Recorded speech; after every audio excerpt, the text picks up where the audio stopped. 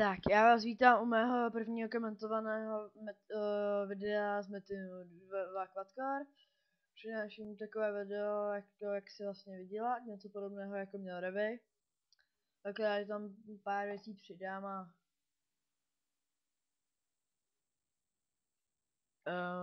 no, ty mi psal, o čem točím, jsem tady otravoval, tak jsem mu něco řekl, tak.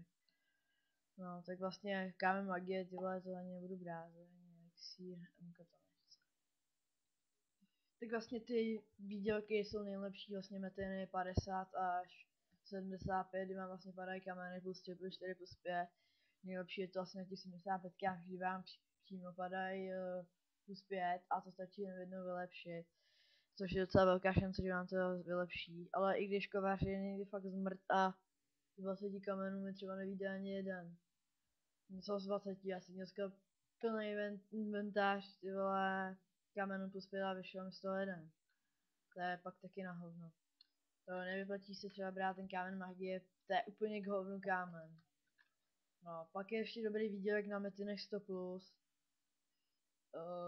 To je, že vám můžu padnout třeba 15 začárek, jedno požehnaná věc, taková. To vám třeba můžu tady ukázat, ale mě padne určitě hovno, protože jsem spamáč.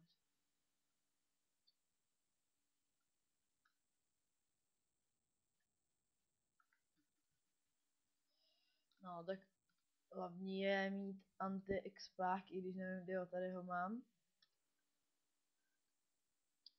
Hodí se mít třeba čuníka nebo lva, protože když na ně sednete, pak když zasednete, vezmete si koně, tak vám to zvýší nějaký damage. Pak ještě, až to řešíme ty, tak vám ukážu ještě jeden způsob, jak se dobře, hodně dobře vydělat. Ale chce to ve správný čas, ve správný čas, no. Tak, co jinak bonusům.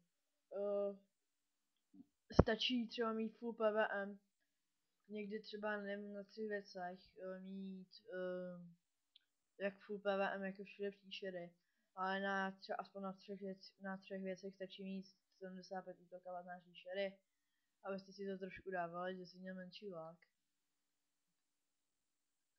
No, teď vám vlastně ukážu takový jako provizorní výdělek, ale jo, ale hlavně je tady to ještě i o buffech, musíte mít pořádný buffy, jinak se v prdeli. Minimálně tak 70%, já mám 89,6 mám procent u toho, počkat. Pomoc draka a požehnání a u zrcadle 107,6. No, což je teda vyplatí se třeba na ty metiny, jak jsem chtěl ten výdělek, tak metiny 85 až 90, protože vlastně to vám může padnout, teda můžu vám z toho vylízt bossové, lordi. Jednoho lorda průměrně řežete díl než třeba ten metin 90 s mým damagem. A třeba vám z toho metinu může padnout, když žádný ale taky vám jich může padnout 6, to se mi taky stalo. No. Pak je tady ještě výdělek chodit do dungu, to vám padnou sety, jak se tomu říká, začává předmět, ale to je na dlouho, to je fakt, když na tom serveru hrajete poprvé a usilujete si ho nevydělat. Třeba to za čárko prodáte 30-35k a to jako na začátku třeba taky není hrozný. Se nabufuju.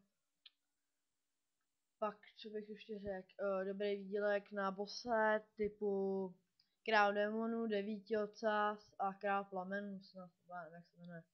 Z toho vám vlastně můžou padnout truhly, ale z těch truhlů taky může třeba někdy padnout meč životní moci nebo katovka, což prodáte, já nevím, 300-400 kk. Padne to málo kdy, ale když vám třeba padne sračka od 110 od 115, to myslím ty neitemový, kde to nemá průmku, tak to je fakt vohovně, to rovnou můžete zahodit. Jaký další výdělek?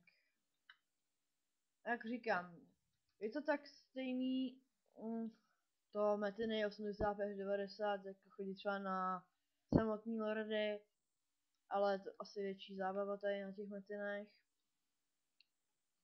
Um, jak vidíte, já to mám úplně narvaný všude. To rybka, tam mám malou plůmku, zatím mi to stačí, protože jsou to fakt kreteň a třeba za FMS plůmka pade chtěj ty vole třeba 2 nebíčka, to jako nepochopím.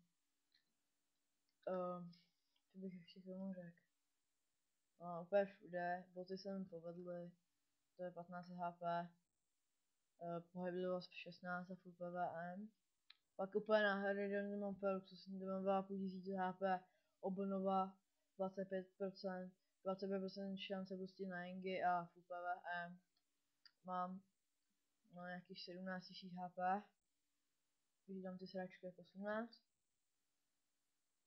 A třeba na ty, ale z 60 třeba pade taky docela dost, kameny plus 4, občas. No a už nevím, když to prodlužoval, mám plus 0, ale to bych nás sračky. No a už nevím, co bych tomu řekl, takže to asi ukončím. Takže čau.